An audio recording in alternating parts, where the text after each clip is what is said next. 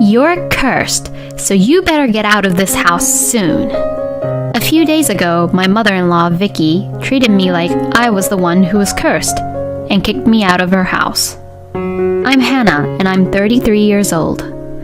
Ever since I left school, I've been working as a nurse at a hospital in the city. I'm now an expert at my job, and I'm relied by many people at work. My husband's name is Mike. We met when I was working at the hospital where he was brought in after an accident. We hit it off right away, partly because we were close in age. He kept in touch with me after he got discharged from the hospital, and we began to date. I became more and more attracted to the cheerful and kind Mike. I want you to take care of me from now on. Mike smiles mischievously as he says that. Oh, what are you saying? Please marry me. Yes. After 6 months of dating, he proposed to me. I wanted to be with him forever, so of course I accepted his proposal. One day, a few days after his proposal, Mike called me out to consult with me. What's wrong? You look so serious. Actually, I didn't tell you this, but I resigned from where I worked the other day. Huh? Why? I'm going to be taking over my father's company anyways in the future. If that happens, then I wouldn't be able to do whatever I want. I thought I'd enjoy it while I can and do a part-time job instead. Why didn't you tell me about such an important thing before you quit your job? I'm sorry, but I don't think it was that big of a deal. When the time comes, my father will probably ask me to take over the company. So until then, I'm gonna take it easy. When the time is right? Are you sure that you can run a company that easily? I'll be able to manage it somehow. I'll have a lot of experts who knows my father working for me. Aren't you just sleeping on the fact that you'll be able to manage when you won't be able to? I thought that Mike had an immature way of thinking about how the society works.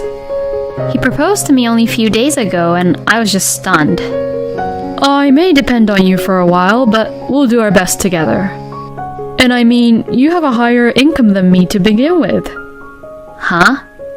I mean, it's definitely fine to work because I love my job, but in return, Mike, you have to definitely think about your future, okay? Okay, don't worry about it. He seemed to go to work every day, but I never thought that he would quit his job. But it's not like I'm getting married for his money either. Even so, I thought he had the sense to work at least as a normal adult, so I developed a feeling of distrust towards him. But I knew that we had a long life ahead of us, and there would be many more things to come, so I decided to trust him this time. Finally, the day came when we went to greet Mike's parents. I was nervous and excited because I had not been able to go and greet them before due to our schedules. Hey, what are your parents like? Well, my father is pretty busy and independent, but he grew the company all on his own, and well, I think he's a great guy. My mom loves me a lot, so I think you and her will get along well. What does he even mean by that? Oh, I see. Well, I'm looking forward to it. Mike's house is a big house since his father runs a company. Wow, your family is really rich, Mike. A house with a warehouse, that's amazing. Oh my, Mikey, welcome back. Nice to meet you, Vicky. My name is Hannah. Oh, Mikey, you should come back more often to show your face. Did she just ignore me? I'm home, Mom. This is my wife-to-be, Hannah. Ah, yes, okay, well, enjoy your stay here. It seemed like I wasn't welcome at all. Mike's father was away for work, so it was just Mike, Vicky, and I. It was somewhat awkward being with them. I could tell right away that Vicky really loved her son, but somehow they were talking with each other as if I wasn't there. When Mike left as expected, Vicky says this to me. I'm going to ask you directly. Did you choose Mike for his money? Excuse me? You know, you can fool Mike, but not me. That's not... don't you dare think about doing anything to my son or my family, okay? On the way home, Mike suggested that we should live together with his family. You and Mom seem to get along well with each other, and wouldn't it be more convenient for us to live together with them after our marriage? Besides, my father and mother don't actually get along very well, and I think it would be reassuring to have you with us. In return, when we have enough money saved up, we will definitely buy a new house and live together. I wanted to fulfill Mike's wishes if I could, but considering the earlier exchange I had with Vicky, it was something I just didn't want to do. But after all, we are the ones getting married, so why don't the two of us just live on our own away from your parents first? We'll think about whether or not we'll live together in the future at that time. Fine, you're a cold person, huh, Hannah? A few days later, Vicky called me up and asked me to reconsider about living together. All right, Hannah. Our family has a long history. In order to accept you, a stranger from nowhere, as my son's wife, I need you to prove to me and show me that you're not marrying my son just for money by moving in with us. It's not like I didn't want to cut ties with Mike's parents, and I wanted to be amicable as possible. I felt a little positive that if I made an effort, I would try my best and that Vicky would approve me of being Mike's wife. If that didn't work, Mike and I would live away from them, is what I thought. Not long after that, we got married. My family and friends gave me their blessings at the wedding. But that was the beginning of our hellish life together at Mike's parents' house. I had no intention of quitting my job at all. But I was checked by Vicky one by one about cleaning the house early in the morning, doing laundry even on my days off, and preparing meals. Oh, you can't even cook very well? What a troublesome wife you are. You could have at least bought some side dishes. Huh, I think it's delicious. Is she bullying me? On the days after the night shift, my body was so tired from work that I would pass out by evening. But Mike, whether he knew how I was feeling or not, was living a carefree life on his own. Hey, Mike, about Vicky.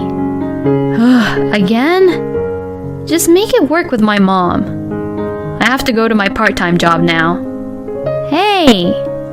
One day, a year later, at a family gathering, Vicky asks me, Hannah, when are you going to show me my grandchild? Please don't tell me that you're infertile. If you are, you should go to a clinic for a treatment right away. I was getting concerned about it myself, even without Vicky's advice. In fact, I had been going to the clinic for a while to consult about infertility treatment. The treatment would cost a lot of money, and I couldn't quit my job, so I had been worrying about it for a long time. I could only reply, I'm thinking about it properly, to her. We had only been married for a year, and yet Vicky tells me this. You're incapable of having children, aren't you? If you are incapable, then it's pointless for you to be even here as Mike's wife. I was shocked by Vicky's heartless words. On top of that, some of my relatives also said that they were worried that I wouldn't be able to produce an heir.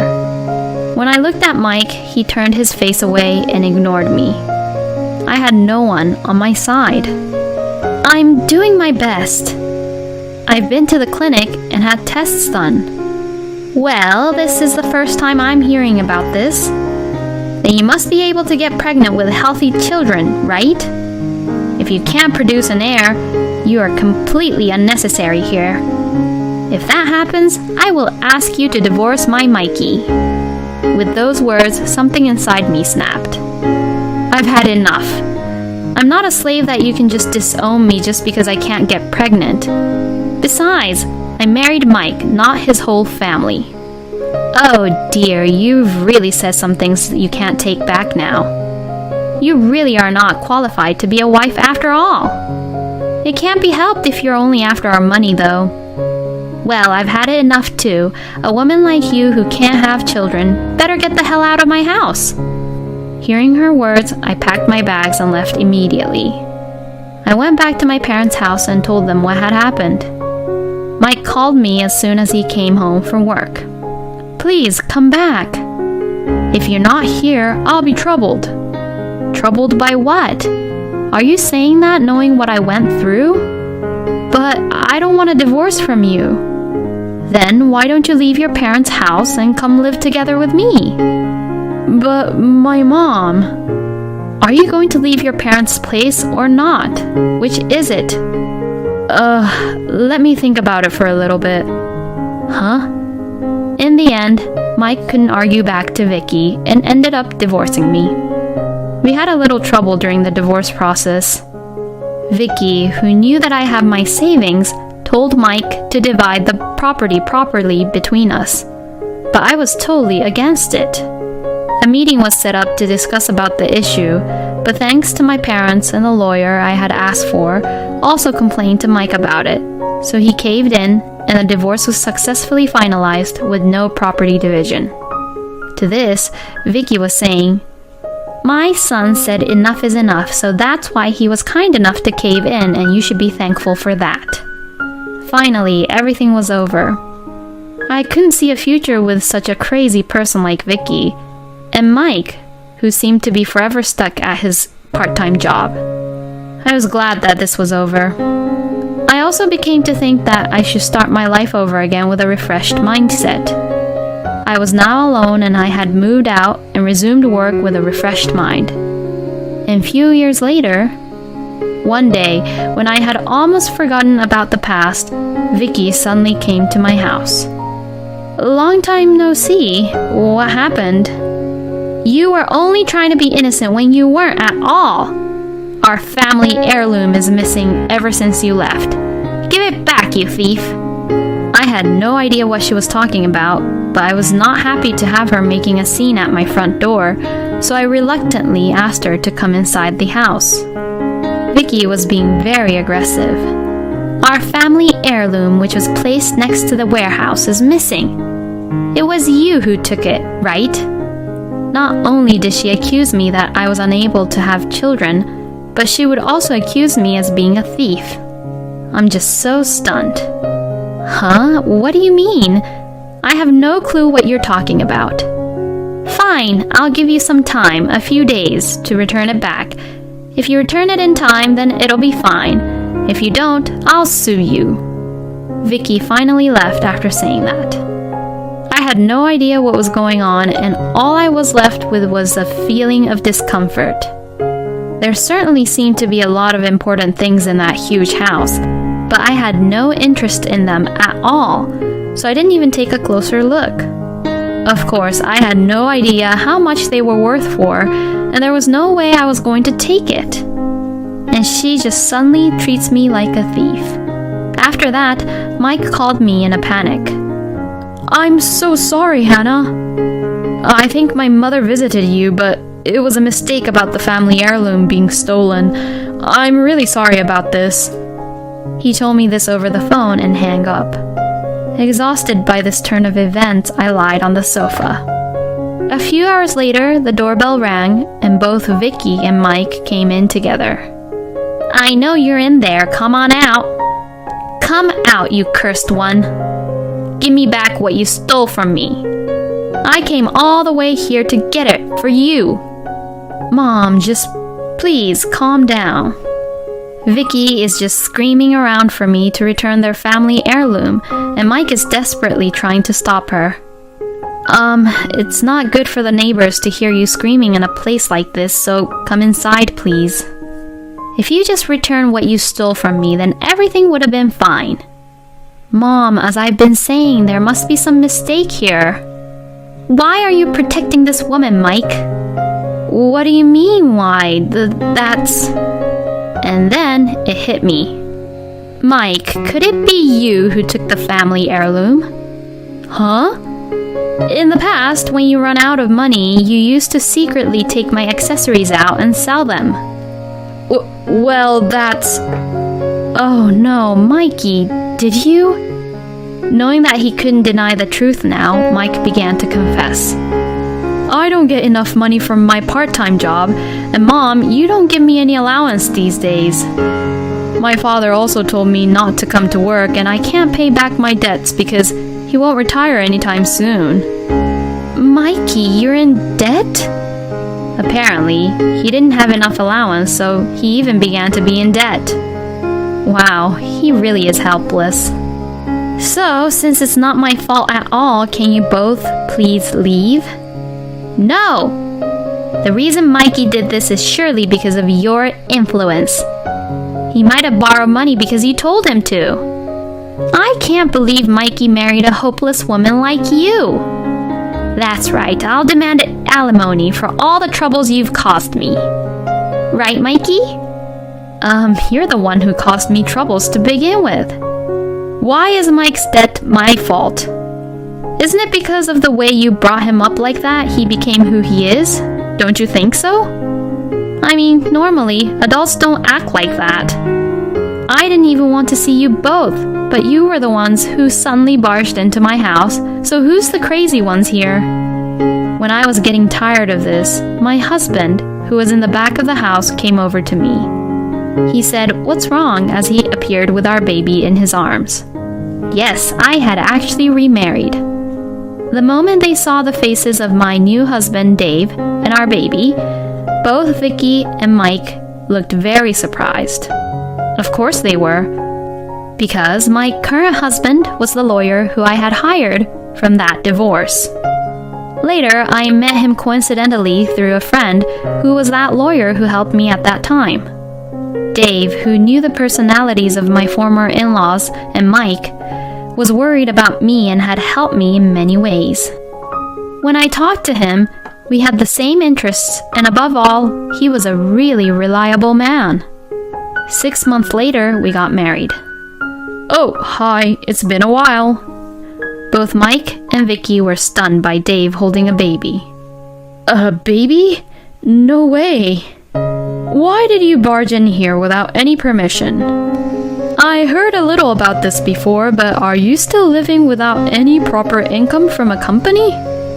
It's none of your business. If it's none of my business, then get out. Hannah is my precious wife. Ugh. As Mike got silenced by Dave, Vicky says this. What's wrong with him being unemployed? Mom, stop treating me like I'm unemployed. My husband sighs loudly, and this makes our daughter cry. You do know that I'm a lawyer, right? If you make any more ludicrous accusations, I will proceed this to the court to take legal action. Let's start with breaking and entering. I only just walked in here for a minute. Then Dave says this.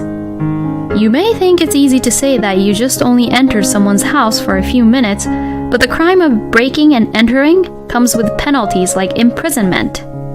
The penalty for breaking and entering is up to 3 years in prison and a fine of up to $1,000. There is also a jail sentence available, so you better be prepared. Pardon me? Hearing those words, both Vicky and Dave rushed out of the house. Seeing them rush out, I said this to them. Oh yes, as you can see, about the infertility thing, the clinic checked everything and found that there was nothing wrong with me. After being told that there was nothing wrong with me, the two of them left quietly.